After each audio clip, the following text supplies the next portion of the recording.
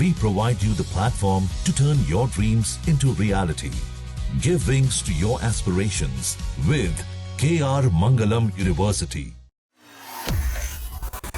Straight of Hormuz में 2 विदेशी जहाजों पर हुई फायरिंग के बीच भारत सरकार का बयान सामने आया है। भारत सरकार ने कहा कि जो मौजूद भारतीय नागरिक थे वो पूरी तरह सुरक्षित हैं। विदेश मंत्रालय के प्रवक्ता रणधीर जायसवाल की तरफ से ये बताया गया कि भारतीय जहाजों की सुरक्षित आवाजाही के लिए ईरान सरकार के साथ लगातार संपर्क में है। विदेश मंत्रालय के प्रवक्ता रणधीर जायसवाल ने यह भी कहा कि हॉर्मुज में जिन 2 जहाजों पर फायरिंग हुई थी वो दोनों विदेशी जहाज हैं।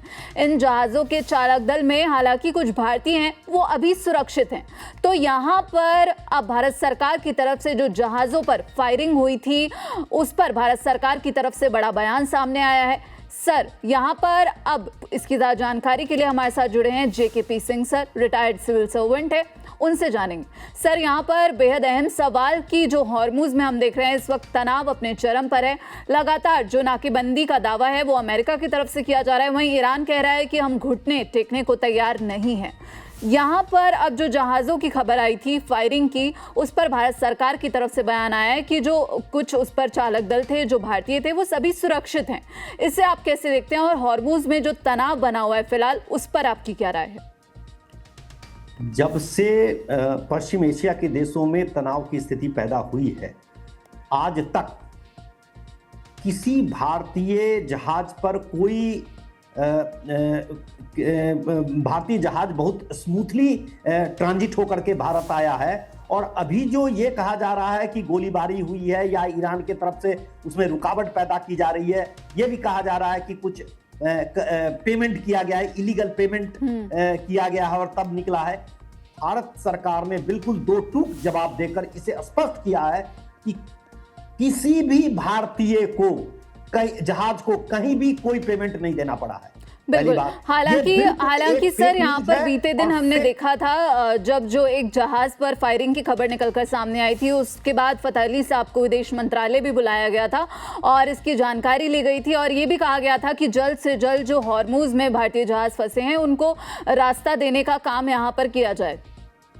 बिल्कुल। और इसके अलावा एक विदेशी जहाज जरूर था जिसमें भारत के कुछ जो उनकी जो स्टीवर्ड की टीम थी उसमें कुछ भारतीय जरूर थे, तो वो भी बिल्कुल सेफ हैं।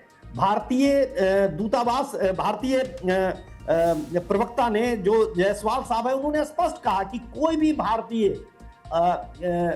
किसी तरह की कोई दिक्कत में नहीं है, सभी सेफ हैं और अपने अपने कामों में काम कर रहे हैं, डिस्चार्जिंग ऑफ ड्यूटीज कर रहे हैं। इसके अलावा ये फेक नैरेटिव चलाया जा रहा है कि कोई पेमेंट दिया गया है। बिल्कुल। सर, यहाँ पर अब अगर हम हॉर्मुज की बात कर रहे हैं तो अमेरिकी राष्ट्रपति डोनाल्ड ट्रंप की तरफ से एक पोस्ट शेयर किया गया जिसमें उन्होंने भारत और चीन को जो है हेल होल यानी कि नरक का द्वार बताया है। इस पर भारत के विदेश मंत्रालय की भी प्रतिक्रिया आई है। रणधीर जायसवाल ने कहा है कि फिलहाल मैं बस इतना ही कहूंगा कि हमने इससे जुड़ी कुछ रिपोर्ट्स देखी हैं। हालांकि यहाँ पर जो सबसे दिलचस्प बात है कि हैदराबाद स्थित ईरानी दूतावास ने ट्रंप की रिपोस्ट की गई जो विवादित टिप्पणी है उसका जवाब दे दिया है। ट्रंप ने सोशल मीडिया पर यहाँ पर ये टिप्पणी की थी, लेकिन यहाँ पर जिसमें भारत और चीन को नरक का द्वार बताया गया। अब दूतावास ने यह कहा है कि भारत और चीन सभ्यता के जन्मस्थल हैं। असल में नरक जैसी जगह वह है जहाँ का राष्ट्रपति ईरान की सभ्यता को खत्म करने की धमकी देता है। यानी कि अब भारत के समर्थन में ईरान अमेरिका को जवाब दे रहा है। बिल्कुल। और भारत ने बहुत डिप्लोमेटिकली मैच्योरिटी दिखाते हुए इस तरह के जो हालांकि डिप्लोमेसी में इसको इमैच्योर ही बोलेंगे, इस तरह के स्टेटमेंट्स या इस तरह की जो प्रेसिडेंट के द्वारा दी गई टिप्पणी है उस पर ना रिएक्ट करते हुए ही सब बातें कहने के बराबर ये हो गया। और भारत ये शो करना चाहता है कि हम इस छोटे मोटे irrelevant immature out of context issue को हम अपने वर्थ नहीं समझते, इस पर कोई कमेंट किया जाए। यह डिप्लोमेटिक मैच्योरिटी का एक द्योतक है, एक सिंबल है जो भारत ने कहा है। भारत का स्टैंड बिल्कुल क्लियर है। वो अमेरिका और ईरान के बीच डायलॉग और डिप्लोमेटिक मेथड से पीसफुल सॉल्यूशन चाहता है। वो पाकिस्तान उसके जैसा नहीं है कि पाकिस्तान तो भुनाने की कोशिश में कर रहा है और ये बिल्कुल बिल्कुल पोस्टमैन की भूमिका में यहाँ पाकिस्तान नजर आ रहा है।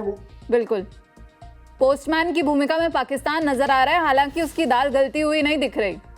बिल्कुल, और वन ऑफ द रीजन मैं हमेशा ये कहता हूं कि सेकेंड राउंड ऑफ निगोशिएशन जो डिले हो रहा है उसमें पाकिस्तान की भी इमेच्योरिटी स्पष्ट झलक रही है।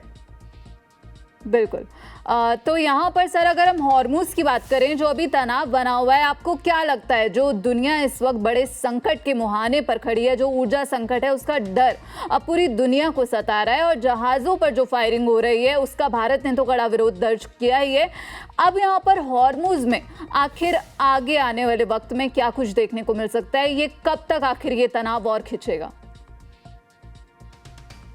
प्रेसिडेंट डोनाल्ड ट्रंप साहब ने यूनिलैटरल सीज फायर जो डिक्लेयर किया है वो उनकी मजबूरी थी और यही इंडिकेट करता है कि ईरान को वो पीसफुल समझाने में असफल हो रहे हैं। पाकिस्तान की मदद भी उन्होंने ली, लेकिन पाकिस्तान और अमेरिका दोनों असफल हो जा रहे हैं।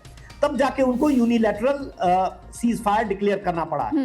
ईरान का स्टैंड बिल्कुल क्लियर है कि जब तक ब्लॉकेड नहीं हटाता है अमेरिका तब तक ये सीज फायर का कोई सब्सटेंशियल मीनिंग नहीं है।